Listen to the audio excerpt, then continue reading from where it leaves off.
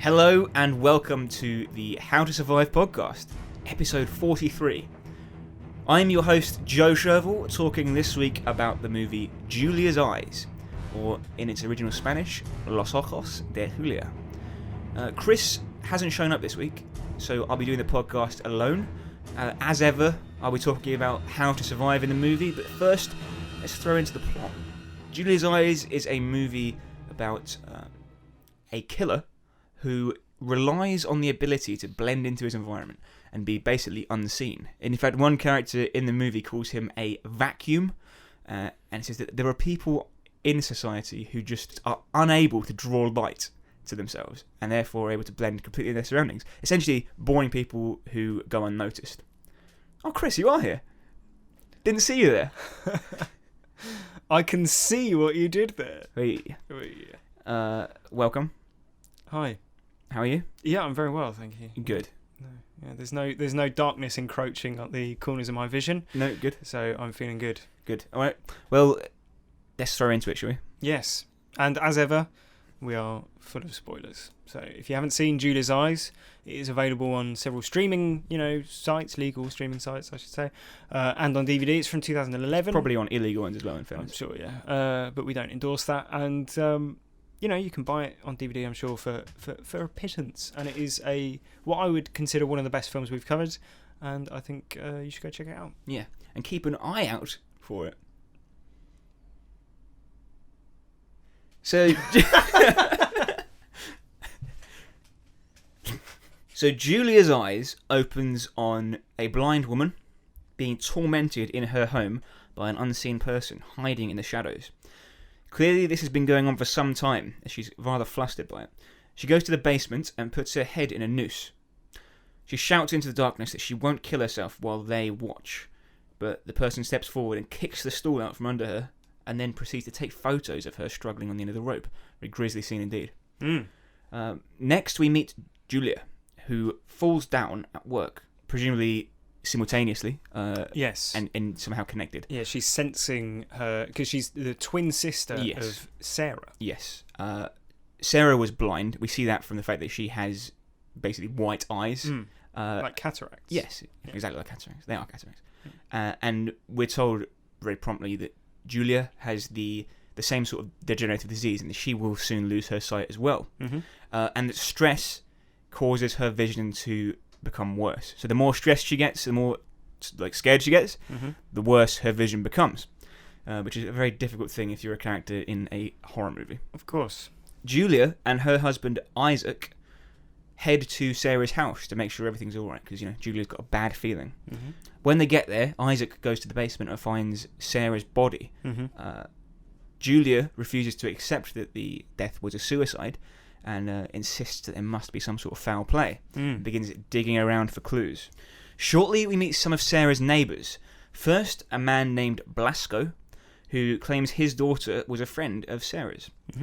Next, Mrs. Soledad, a blind woman who lives next door alone since her son left her some time ago.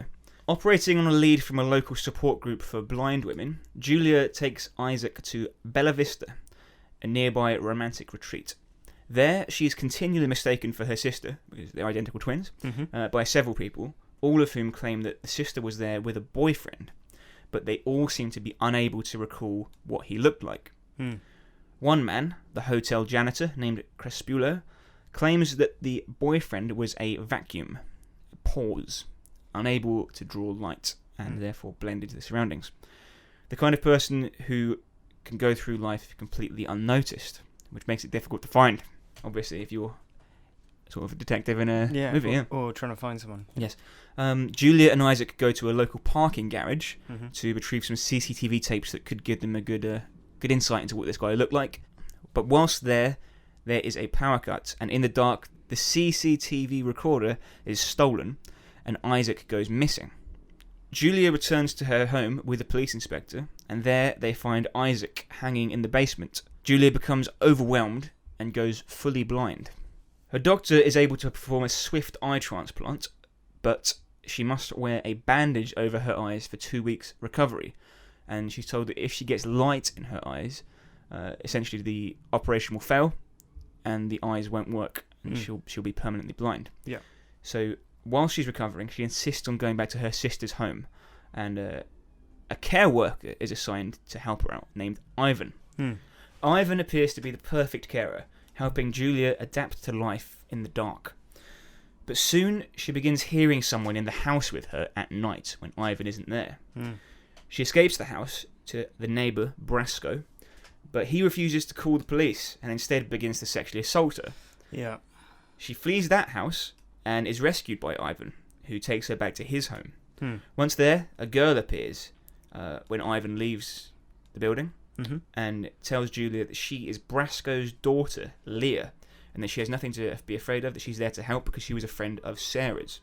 She explains that Ivan, the carer, is actually the baddie, and that he blinded and killed Sarah and is going to do the same to Julia. Julia accepts Leah's help and hides in the bathroom while Leah attempts to kill Ivan. A loud thump is heard, followed by Ivan's voice asking Julia if she's okay. Clearly she's rattled because she's expecting Leah's voice, and she panics and takes off her bandages early, gambling on the fact that she might get her sight back early. And she does. She's able to get her sight back. Ivan leaves the building again, and she runs out into the kitchen, where she finds Leah dead, pinned to the wall with a knife through her head. She falls to the floor in hysterics, which is timely, as Ivan returns and asks her what's wrong. But she's got her face covered. She basically tells him that she took the bandages off and that she is blind. The operation failed. So now she's got to basically pretend she's blind. Yeah. And he sort of waves a knife against her eye. Yeah. And she doesn't flinch, to her credit, and he's led down the garden path thinking she is blind. He makes her a cup of tea, but poisons it. Yeah. We're not sure with what, but she sees it happen. So then when his back's turned, she swaps them. But he gets wise, takes her through to the next room where there is a freezer. He instructs her to open the freezer, and when she does, she finds a body inside it with the name tag Ivan. So clearly this person isn't Ivan. She recoils in terror, giving away the fact that she can see. And after a brief struggle, Ivan, or the masquerading Ivan, injects her with an optic nerve poison. She wakes outside Sarah's house, and after an attempt to escape, she runs to the home of Mrs. Soledad. She instructs Mrs. Soledad to call the police, but as she's poised to do so, Ivan enters the room and says, "Don't do it, Mama." Shocked by her son's return, Mrs. Soledad doesn't call the police and instead bludgeons Julia with the telephone, knocking her unconscious. Yeah. And then she reveals to her son that she was never actually blind. And he becomes so enraged by that fact that he pins her down and injects her eyes with optic nerve poison. Yeah. Julia wakes up in Sarah's basement. Angel, as we now know this man's name to be, explains that they can depend on each other and they can be in real love because there's a dependence. She'd be blind and he needs someone to care for. Sure. She said she'd rather die. And not ideal, is it? No. If you're proposing. No, exactly. And then immediately attempts to hang herself from the same noose that her sister Sarah used. But she changes her mind and instead lures Angel in with false affection. She steals his knife and stabs him in the leg and escapes upstairs. She calls the police, then cuts the power to the building, meaning that the final showdown takes place in the flashes of light from Angel's camera as he sort of stumbles around the living room. Yeah. The police arrive and shine torches on Angel, who yells, "Don't look at me, don't look at me," because he's finally been brought into the light. And that obviously makes him uncomfortable, so he takes a knife and cuts his own throat deep and obviously dies on the spot. And that's how the movie ends. Except it's not. We get the next scene, which is Julia in the doctor's office being told that she will, by dawn, become fully blind. So she says she'd like to see her dead husband with the last of her vision. And she does. And she says, what happened to his eyes, doctor? And he says, well, he donated them. And she says, well, to whom did he donate them? And he says, well, the person that he'd want to donate them to. Yeah. You, basically. Yeah. And basically, she got her husband's eyes. Yes, and she has a kind of flashback to when he said to her, "When I look into your eyes, I see the universe." She goes over to a mirror and looks into the mirror, into her own eyes, and then we get a brief sort of galactic landscape. Well, it's just a like a figurative visual thing, isn't it? Showing the galaxy. That's the last shot of the film. Yeah. Yes. And when you say she looks into her own eyes, you mean she looks into the eyes of her husband that are in her head now. Not she doesn't dig out her own old eyes No. from a bin. But that's not how eye transplants work, is it? You don't get new eyes. I don't know anything about eye. I'm pretty sure they just replace like a faulty part. You can't just pull someone's eyes out and give you new ones. I don't know. Let's look this up.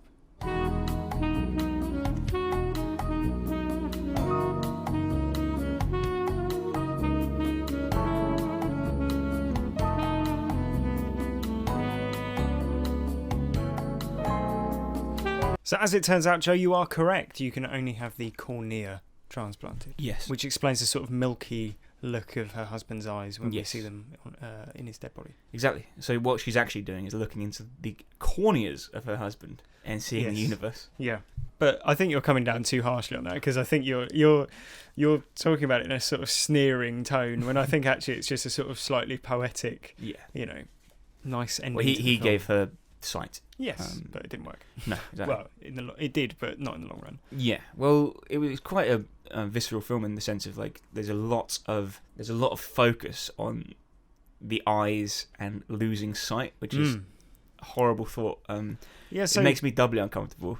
I don't know, well, not more than anyone else, I don't think, but it's one of my biggest fears, I think. yeah, you said this before we started doing it, because this as you may not know if you've only just started listening. Typically, we try and pair films that we cover. So we're doing 2 weeks on films that are sort of about sensory deprivation. So this week we're doing Julia's Eyes, which is about a woman going blind. And next week we're doing Hush, which is a new film on Netflix, horror movie, about a deaf woman being stalked by a killer. So when we decided to do this film, Joe, you were, as you say, doubly nervous because you said that it's like your deepest fear to go blind. Yes, and I don't mean offence. If we maybe have a listener who is visually impaired, and I'm sure that life isn't as bad as all that, but I don't like the idea. I don't think that's unreasonable. Yeah, no, I think it's and I think the film does a really good job of communicating what it would be like, because there's a lot of point of view shots from Julia's eyes as her vision is sort of deteriorating. Yeah, and so you gradually get the sort of dark edges around the frame getting bigger and bigger, so her vision gets impaired. Yeah, and I think it's very cleverly done to get you in that frame of mind, I think. And there's a couple of other nice little touches, like there's a lot of use of shadows, so you're like, the opening scene where Sarah is sort of shouting into the dark corners of her room, like, I know you're there. You're not entirely sure whether or not there is someone there, because it's so dark, you can't actually tell. So you're in the same position as her. And also there's an extended scene or extended section of the film where Julia has just had the operation on her eyes, and she's being cared for by the man she thinks is Ivan, the care worker, but it turns out later to be Angel, is caring for her. But we don't see his face for, the first 30 minutes that he appears in the film. That's deliberate, because we do see Ivan earlier in the film. Right. Julia is walking through a hospital and she looks in on a woman who's just had an eye operation, and the woman's calling out to Ivan, and he comes over and closes the door, so we get a good look at his face. And then throughout the film, when Ivan arrives at Julia's house, we don't see his face until she gets her sight back, and we realise, oh wait, that isn't Ivan. And that is one of the hard parts of being blind, is being easily fooled by people not being who they say they are. Yes. Yeah, but I thought that was really effectively done. I think generally it's a really well-made film, and it looks really good as well. Like, artistically, it's very nicely directed. Yes. It's directed by Guillermo Morales, who directed The Orphanage, which I think is one of the very best ghost story sort of movies that's ever been made. And Belen Rueda, who plays Sarah and Julia, she's also the star of The Orphanage. Okay. But yeah, I think it's really nice, sort of like there's some nice artistic touches, like the vision closing in, but also just like there's a really like gorgeous like sort of circular tracking shot as Julia is being taught by Ivan to regain her confidence. and like you see it. It's almost like you're seeing a week in their lives. Yeah. This really sort of like. I don't know, like the tone of the film sort of feels like operatic to me somehow, because everything's very heightened. Yes. Like all the emotions and the drama, it's very heightened reality. It's melodramatic. Yes, and but I think it's a really, really great film. I think it's one of my favourite films that we've covered. Really? Yeah. I don't disagree. It was very enjoyable. Yeah. Very convincing blind acting as well.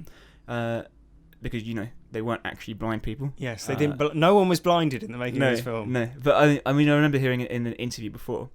I can't remember if it was Alias or Dark Angel, one of these American series from the early 2000s. Sure.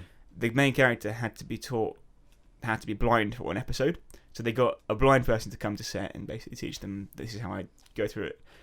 And because like when you're blind, you don't like wave your arms around and then like, oh, I can't see anything. How did the blind person know if they were doing it right? How do you mean? How do they know if the actor was doing it right? I think they were teaching them. You said to teach them how, like, to talk about how they would. Yeah, as a consultant. So they'd say just. Yeah, but they say like, what did they watch the performance and they go, no, I'd do it a bit more like this. Well, no, I think clearly they couldn't do that. Well, Daniel Day-Lewis didn't go to like somewhere where. So how would they have? How would they have? They would not have been able to cast a critical eye in a very literal sense on their performance. Well, Sean Penn in I Am Sam. Yeah, he was playing a developmentally disabled person. Yeah, and presumably he did like a method thing and hung out with people who were developmentally disabled. They weren't teaching him; he was just learning from them. Right. So they just flew a load of blind people in. I don't know. Why bring it up then? All I know is I'm told that you're the expert. I'm told that they had to ham it up. She had to be like a Scooby-Doo sort of like, oh, I can't see without my glasses sort of thing. Without you. Yeah. Was that what happened in the episode? I don't know. I haven't seen the episode. Listen, mate. This is half an anecdote. Yeah, this is a podcast where we turn a critical eye on each other's the things that we bring to the table. Yeah.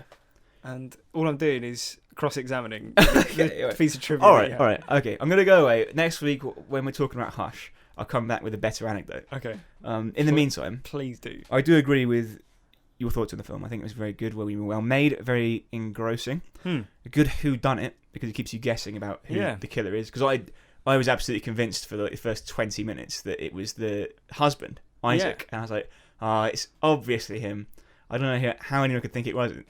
Then he shows up dead, and I was like, "Oh my god!" Yeah, well, I asked you to text me your thoughts as you were going through it, and you said, I assume like 5 minutes in, you said, the husband did it. The end. Yeah, and then you said, he just showed up dead. Now I'm adrift again. Then you said maybe the neighbour's kid is behind it all, which is right. Is that what you meant, or did you mean the girl?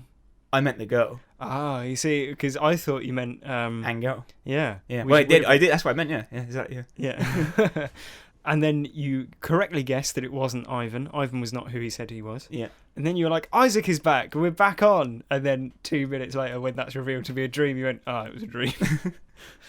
And then, as you say, you correctly guessed that it was Ivan because we hadn't seen his face. Well, there we go. Yeah. But I think. That shows that there's a number of really brilliant plot twists all the way through. I would say that the clues are quite heavy-handed. Yeah. Like, when she goes and visits with Senora Soledad, and she's like, I had a son why would a son abandon his mother? My son is missing. Have you seen my son? And then she looks at the picture, but her vision's encroached so much she can't make out the... Yeah. And then... Later, she walks through the hospital and looks at a guy called Ivan, who's wearing a name badge that says Ivan, and it's like, maybe that would be important. Yeah. But yeah, there's very cool moments like the key hanging in the neighbour's house. Yeah. And good twist. Julia hearing it, and then Julia being able to see, and the knife being waved in her face, and Leah being murdered, and all this sort of thing. It's like a real like roller coaster ride, but it also like changes style a lot as well, because it starts off as like a gothic like murder mystery thing, and then it turns into like this paranoid horror movie when they're in Angel's apartment. Yes, and she's like being hunted, sort of thing. Yeah, it's very tense. It's like a hostage thing, like say. Misery, Cloverfield Lane. Yeah, or Misery, or The Loved Ones. Yeah. A staple of the How to Survive podcast. Yeah, there's no uncomfortable dinner scene. No. There is a... Well, there's an uncomfortable cup of tea scene. Yeah, exactly, yeah. Kind of tea drinking scene. Yeah. It's always good to check in with the dinner scenes. Yeah. No proposals, though. No. Unless you count Angel's... Well, you could, Yeah. because he was, but not marriage necessarily, but, that's the next step. Proposing, they spend the rest of their lives together. Yeah, didn't go well. If you propose marriage and the person immediately sticks their head in a noose, Yeah, that's not a good sign. no, not a good starting point for that relationship. No. And Angel is I think, a really great villain as well. Yeah. Because he's got like a clear, like, psychotic motivation. Yeah. I mean, he says as much, basically, but it's, essentially that he feels ignored, like, in general life, and then discovered that blind girls who relied on him Yeah. would pay him more attention. Well, this is where it gets confusing, because presumably he learned that from his mother, who was blind, but she's not blind.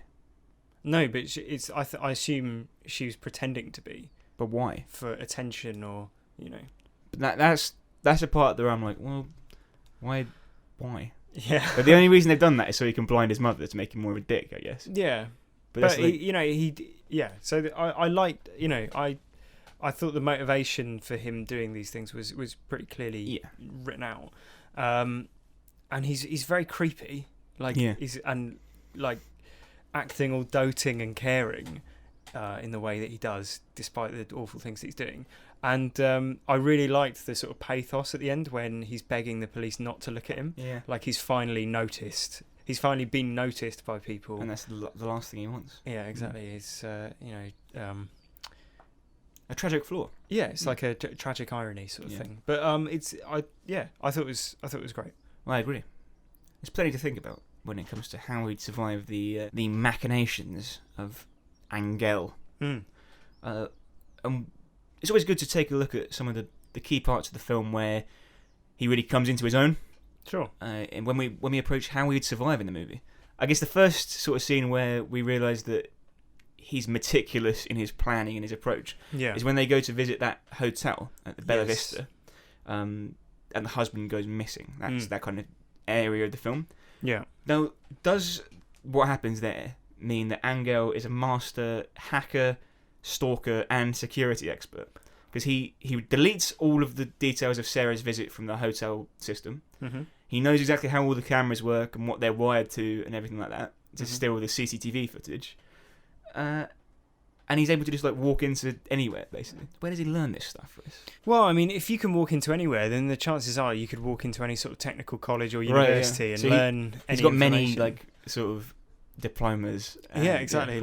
All the higher education you could possibly need. Yeah. But yeah, no, he's clearly, as you say, very meticulous, and I think it's more meticulous than it is. He's a genius. He's just very careful and very planned out, isn't he? I mean, like you say hacked into the hotel filing system to delete her name, but he could have just turned on the computer and deleted it. Exactly. Yeah, I'm pretty sure you or I could also do that. I mean, like the him sneaking into rooms where other people are in and making off with the hard drive, for example, or whatever. Yeah, it's all explained away by the fact that he is unnoticed by everyone. Yeah, well, it's stretching credulity a little bit, isn't it? Because he means it, they're not being noticed by anyone. He means that in a sort of social context. Yeah, not a literal. Yeah, exactly. Whereas they take it in a sort of literal context. But I think it is just that, it does help that he targets specifically blind people. Yeah, it helps any creepy person, doesn't it? Yeah. There was that amazing shot, which was probably one of my favourite parts of the film, where he murders the janitor by dropping a light socket into the bath with him. Yeah. And then he walks from the basement through the whole hotel and out the back door, and people just don't notice him. Mm. And it's I think it's a really clever shot. Yeah, like a first person. Yeah. I thought that was probably one of my favourite shots of the film. Yeah.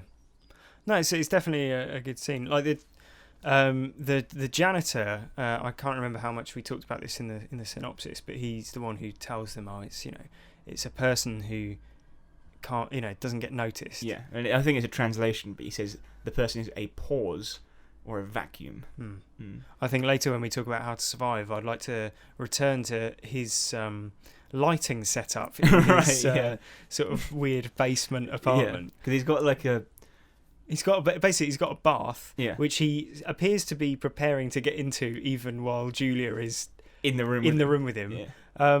And then he, above it, he has like one spotlight suspended to light his bathroom on area, a wire. Yeah. on a wire, which is sort One of filament harnessed. bulb. Yeah. Yeah. So I mean, you can see what issue I'm getting with this. Yeah. Yeah. Fair enough. I think the next part of the film that gives us an idea into the inner workings of Ivan's mind is when we're in his flat or his apartment with Julia and Leah, Yes. who has broken in order to help out Julia. Yes. And this is where the film, you said there was a slight genre change, Hmm. and I'd say at one point this film goes into the genre of Friday the 13th. Really? Yeah, well, Leah is like lifted off the ground. Yeah. I mean, we only see her body, right? Yeah. Yeah. But the only explanation is that she's been lifted off the ground to above head height and been pinned to the wall with a knife through the mouth and out the back of the head. Yeah. And Which is something that Mrs. Voorhees did back in Friday the 13th Part very 1. true. Yeah. I mean, I don't want to, be harsh, but Leah is not a small girl either. So it appears that Ivan has a huge amount of brute strength, basically. Yeah, or an accomplice. That's the assumption. Let's not assume things. No. What could you do to disguise the fact that you can see when you're trying to pretend to be blind? Because I feel like if I walked up to you and just waved my fingers in your face, your pupils would probably dilate. Yeah. You can't control that. No, well, so she does well to do that. Yeah, I mean, she's got experience being blind by that point, at least. So she's learnt how to look blind. Yeah. But yeah, it's tough, isn't it? Especially when you've got a knife in your face. Yeah. Like that is because as we said, Ivan is or Angel is he's a caring individual. He's demonstrated that fact through his behaviour. He dotes on it, doesn't he? Yeah, exactly. So, but even if you're suspecting that she's not blind anymore, and you hold the knife thing, like surely there's a risk that she's telling the truth and she's going to lean forward and you're accidentally going to stab her in the eye, which sort of goes against your caregiving. Yeah, if she could mentality. lean forward to hug you, and therefore die because the knife goes all the way to her brain. Yeah, and as we know, Ivan's brute strength could just lift her off the floor and pin her to the wall. Yeah. Yeah, but I don't know what you could do really. It's a reflex, isn't it? It's unconscious. It's a subconscious thing, which is why they flash light in your eyes to see if you're. So it's alive. sort of light registering there. I guess. I'm just going to make a note, Chris, because I've just come up with an idea for survival which could be employed in this situation. Okay. Which we'll come back to probably in about 10-15 minutes. It also tells us that there was another Ivan who is dead. Yes. So we can perhaps learn that Angel. What is his job? Because he isn't the carer, is he? No, he's willing to kill to get close to people. Yeah. Hmm. So who? Is I wonder Ivan who he killed to get close to. Yeah, Sarah. is Ivan the replacement care worker for the previous one who was murdered suspiciously? By him, disappeared. Yeah. Hmm. Weird, isn't it? Yeah. And then finally. Also, the care workers assigned by the hospital. Yes. Is it like a remote thing? Is there no contact between Ivan and the hospital? Well, there should be, because he pretends to phone up Dr. Roman and says her vision's failed. Yeah, but I mean, presumably the real Ivan would be in sort of constant dialogue with the hospital, saying, "Oh, her recovery's going well. She's doing this. She's not doing that." Do the hospital not check up? Yeah, we haven't heard from Ivan in a month. We should probably check. Yeah, they go around his house. Go around the patient's house and go, "Have you seen Ivan?" Yeah, he's been around. Yeah. A lot. Well, he is continually leaving the building, so maybe he's just going to dispose of all the bodies of of all the people who have come colleagues. to check. Yeah, it's like freezers full of bodies. Yeah. I would say though that in that scene, because he reveals the ruse, that she's not actually blind. Yeah. By showing her the body in the freezer. Mm. Now you knew that there was going to be a body in there, Yeah. didn't you? I knew that there was going to be a body in there. Yeah. I would suggest that, Julia, in that situation, you open the fridge and you've got to know that that's what's going to be in there. Also, There's what do you keep in a freezer if you're a serial killer? Yeah, exactly. Yeah. There's a definitely 100% a body in that freezer. So just steal yourself. Steal yourself. You've already seen one very violent murder, like in the last minute. Yeah, well, a couple of hours ago or whatever. Yeah. Like, that's much more graphic than the one, the one that's going to be in a freezer. So just steal yourself, open the thing, and just blankly look at it, and then you'll be all right. There we are. Maybe that's an early How to Survive top tip. What, just always be ready to see a body? Yeah. Why not? Always be ready when pretending to be blind. Yeah. Expect the worst. And you'll be more than prepared to. If you can hold your nerve while he waves a kitchen knife in your face, then a dead body is all right, isn't it? Yeah. Should be anyway. And if at the forefront of your mind is don't let him know I can see. Exactly. Yeah. There we are.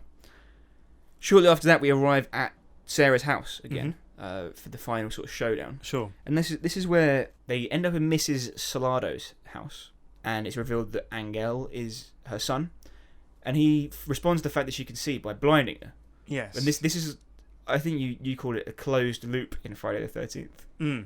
It kind of seems like why bother having this part in it?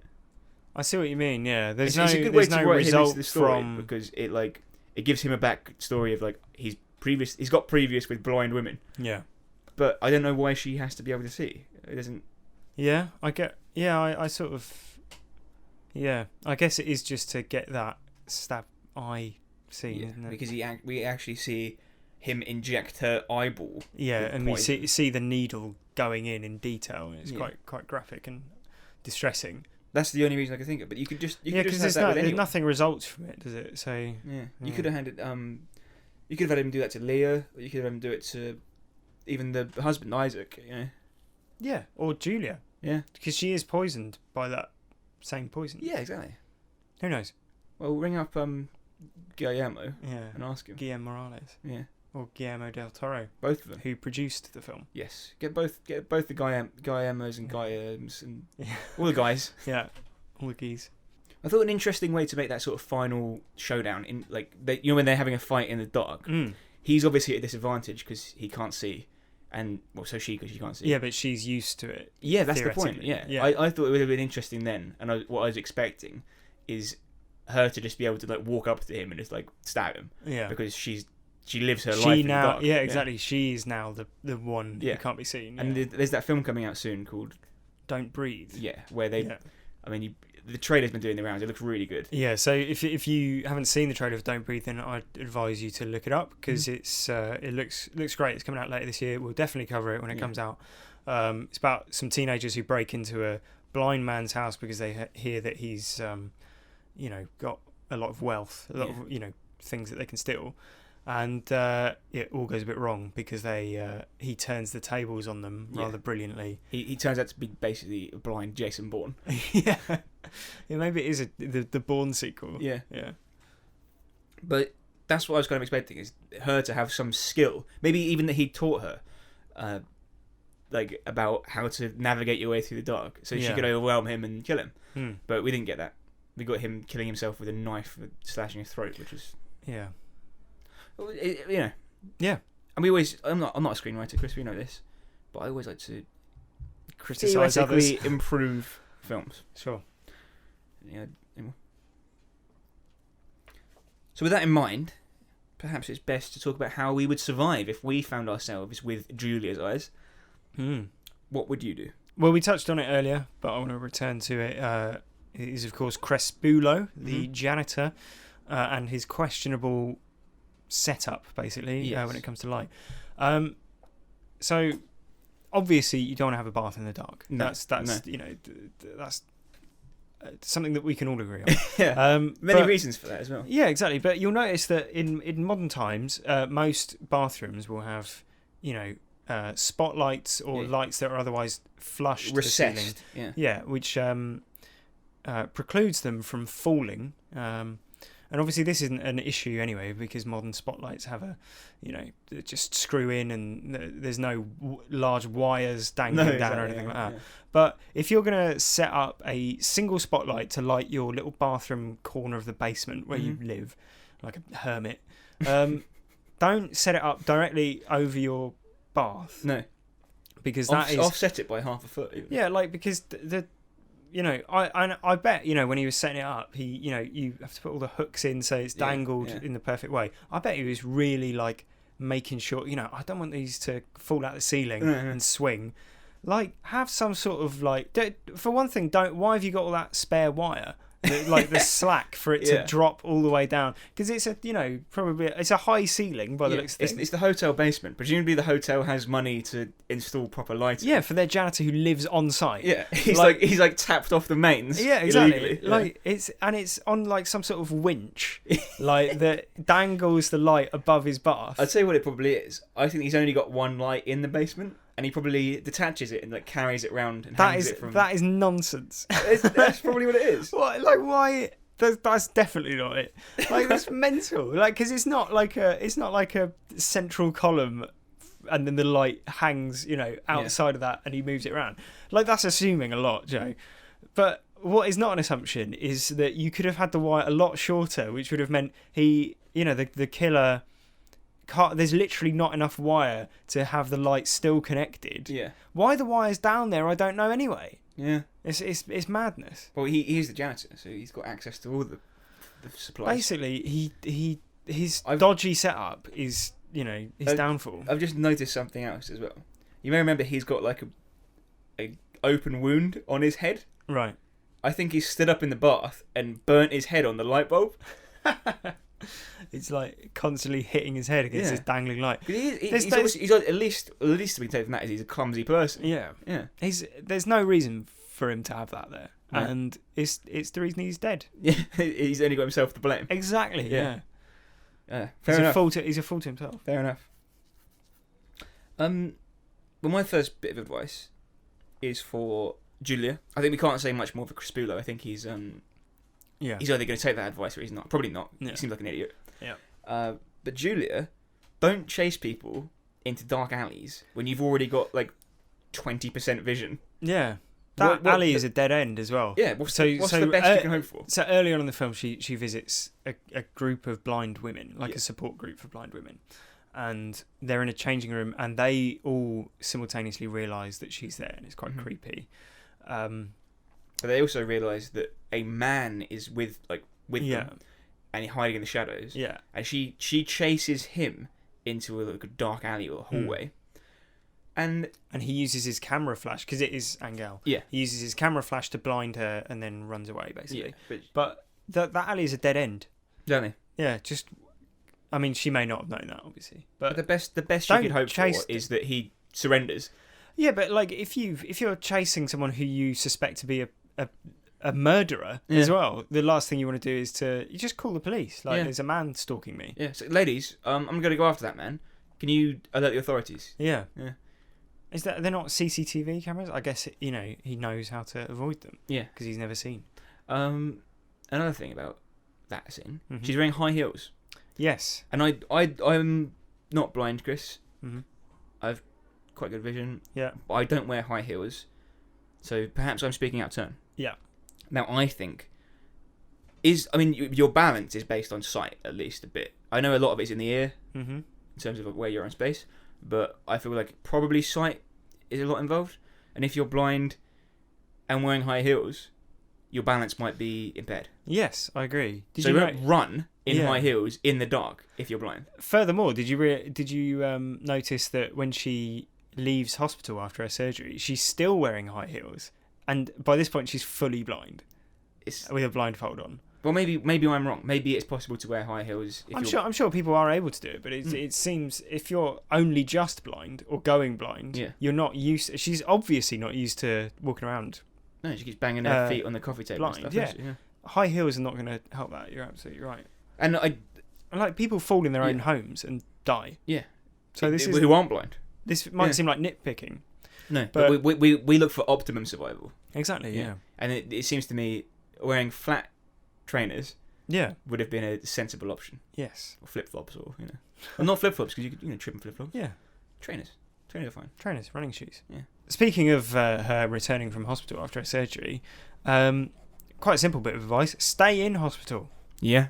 She says, I don't like hospitals. Nobody does. No. No person in the world goes, oh, yeah, I'm going to be sick. Like, I'm going to get myself ill and go to hospital because it's so much fun. But it's like it's a place that, like, when you're a kid and someone goes, oh, you need to take this medicine because it'll make you better. You're like, oh, I don't want to do that. I hate medicine. Ugh, it tastes disgusting. And you can't like reconcile those things in your head. You No. can't reconcile disgusting thing, but will make me better. It's a bitter pill to swallow, but Exactly.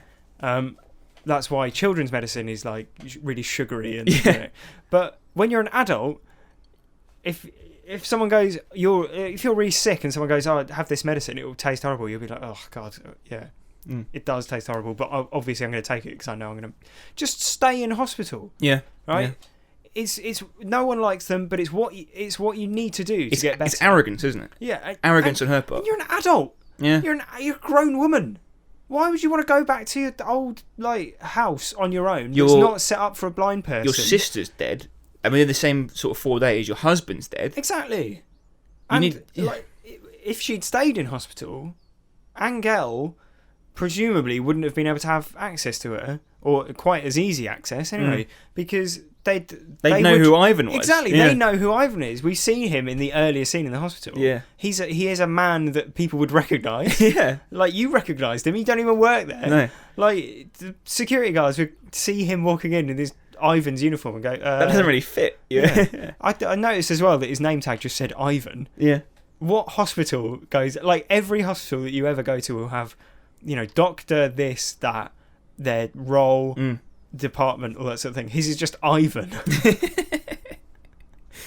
And it's not even to like ingratiate himself with his patients, like first name terms, because all of his patients are blind. So they don't need the name tag anyway.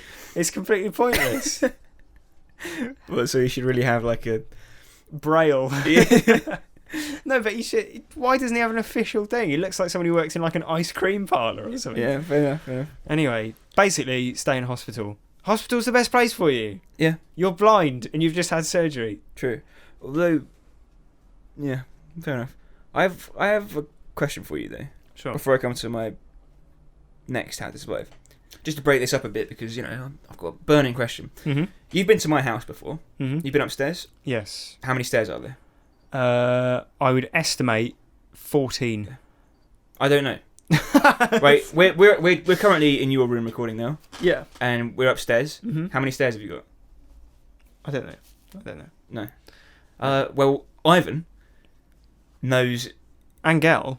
Well, yeah. Angel knows exactly how many steps are in this house, which should like. Yeah, but I've never been to a house where I've been like 1, 2, 3, 4. Yeah, but the thing that you're missing, Joe, is that Ivan's job is specifically Angel. I mean, why he's bothering to do this, I don't know. But Ivan's job is specifically to help blind people acclimatise to their home. Yeah. And so it pays for him to know where all the doors, etc., are. But the much more burning question is. We should probably explain, by the way. There's a scene where Julia wakes up in bed and hears someone outside, so she uses a pager that Angel has given her. So pages him and says, "Oh, how do I get out? Because I'm not safe, basically." And he guides her to different doors and down the stairs. Yeah, there's 6 stairs ahead of you, and there's 12 next, and all this. Yeah. So that he knows it intimately, intimate detail, more intimate than I know my own home. He knows her home. So. What were you going to say? Well, what I was going to say was that don't forget that pager is paging the man who is in the room with her. Was he though, or was that a neighbour? No, I think that is Angel, because he's got the syringe and stuff. Of course, yeah. So he must have had to wait for her to leave the, so she didn't hear his voice.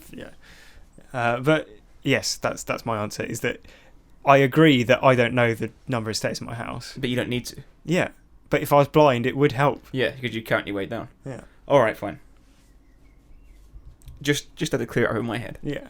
So my next idea on survival, and this comes back to what we were talking about just now about when she wakes up, when she realises she can see, but she needs to hide it from Angel.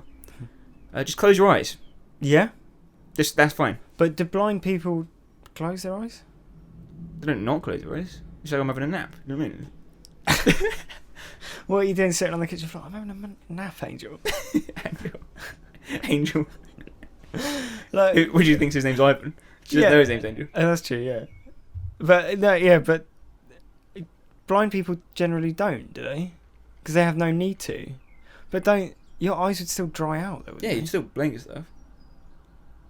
Yeah. What I'm saying is, if she closed her eyes, would he be like, "Why are you closing your eyes for?" He still presumably has social cues, and yeah, he's not like a psychopath completely because he has emotion. Yeah. So like it might be just like really awkward. So he's like, oh, she's got her eyes closed, but I don't really want to bring it up. Yeah. Because it will be awkward. Yeah, and if she has, like, what if she can see, but she hasn't seen the body in here because she's got her eyes closed? Yeah. So I don't want her to encourage her to open her eyes because, yeah. Or she could have just gone, oh, do you know what? I've taken the blindfold off. I haven't opened my eyes yet. I'm going to put it back on immediately. Yeah. Could have worked. But she went for the blind angle. Yeah, fair enough. And so Julia, eventually there's a big fight scene. Mm-hmm. And as you said, she tricks him by showing affection, and then while he's close to her, takes the knife and stabs him in the leg. Mm-hmm. Now this is textbook How to Survive. Yeah, I've written it down as well. Yeah. Making the most of your opportunities to escape is by far the most important factor in enhancing your chances of survival. Like, so she grabs the knife, stabs him in the leg, and drops the knife, lets go the knife, runs away. Mm-hmm. Just stab him repeatedly in the back. He's a murderer now. There's no ambiguity there. He's not just like some creepy guy who's like forcing himself on you that exactly. Don't necessarily want to die. He's 100% a murderer. Yeah, it's him or you. Yeah. So stab him. And also there's no ambiguity in terms of like, oh, you'll never be able to prove that he is the murderer. No. His apartment has a dead body in the freezer that you've seen and another one pinned to the wall. So, and all the, not to mention all the photos and stuff. But, so just stab him repeatedly and he'll be dead. And then you could have avoided the entire physical section of that fight scene. Yep. Like where they're wrestling with each other and he's strangling her. Particularly useful because he obviously has a physical advantage over her. Yes. He's clearly bigger and more powerful than her. Yeah. But, weaker in many ways. Yeah, weaker socially. Yeah. So that's all. I mean, that was my last survival tip as well. Just finish the job. So you go. We're on the same page. Good. Well, I feel like if I was blinded by someone with an angle to convince me to fall in love with them, an angel to convince me, I feel equipped to survive it now. Yeah. Do you? Yeah, absolutely. Good. Well, next week I think so. We'll be tackling deafness in our sensory deprivation season. And as ever, if you've seen Hush, I know a few of our listeners have tweeted in saying we should check out Hush. Yeah, and I'm sure a lot of our listeners are subscribed to Netflix. Yeah. It is on Netflix. It's a Netflix production, I believe. Yes. And so it's it's on there. It should be on there in all territories, wherever you are in the world. Yep. So watch it. Yeah, no excuse to our listeners in Mauritius. Get on Netflix and check it out. And of course, I know some people listening have seen it. So there's no excuse. They've definitely seen it. Yeah. So at HowToSurvivePod on Twitter or HowToSurviveShow@gmail.com with your suggestions on how to survive in Hush. Yes, and let us know what you think as well about the podcast. The same email address, same Twitter handle, HowToSurviveShow@gmail.com, at HowToSurvivePod. And you can rate and review us on iTunes. It's really helpful for us. It gets us loads of new listeners. And as we're approaching the first year of the podcast, it would be good to hear from you about your thoughts on who's been the best survivor over the past 50 episodes. Yes, and for episode 50, as we mentioned a couple of weeks back, we are doing inaugural How to Survive Show Survivors Hall of Fame, where we look back over the previous 49 films, we pick out one survivor from those films to enter the Hall of Fame. And again, the rules of this are they must have survived the film, obviously. They must have survived because of their own aptitude for surviving. So, if it can't be Jones the cat, because he doesn't contribute to the survival efforts. Yeah. And it doesn't matter if they die in a later film in the franchise, so long as they survive the end of the film that you're discussing. Right. So I have a question for you about this. Mm-hmm. Could you take on the role of the detective in this film we just watched, Julia's Eyes, who he's in the film and he does survive it, but he's not... he does. I think, obviously, he doesn't... We can't point to anything in the film that he does that is, a particularly good demonstration of his survival skills. Right. So you can enter him. You can do, but we'll delete the email. No. Yeah, but you could enter him, but I don't think that he's going to stand up to cross-examination when compared to someone like Ellen Ripley or Julia. Yeah, or Erin from You're Next, or many of the other women who survived films. Yeah. We could skew it. We got another 7 episodes before then. Mm-hmm. Should we skew it and have the Bourne Identity as one of them? We could do. Yeah. I think like Desert Island Discs, Jason Bourne's already there in the Hall of Fame. He's broken in. Right. Is your ability to help others survive, does that count? Because that is one of our rules. It could be a factor, Yeah. If how successful that is as well. If you survived but you killed other people to survive, that's kind of a bummer. And also, if you've got any films to suggest that have particularly good survivors in them that we haven't covered yet, we do have a couple of gaps in the schedule coming up before episode 50. So if there's a particularly good suggestion, we may be able to slot it in. Mm-hmm. So we'll look forward to seeing you again next week for Hush. And in the meantime, keep an eye out for more episodes of How to Survive, the podcast where we take films and discuss how we would survive in them.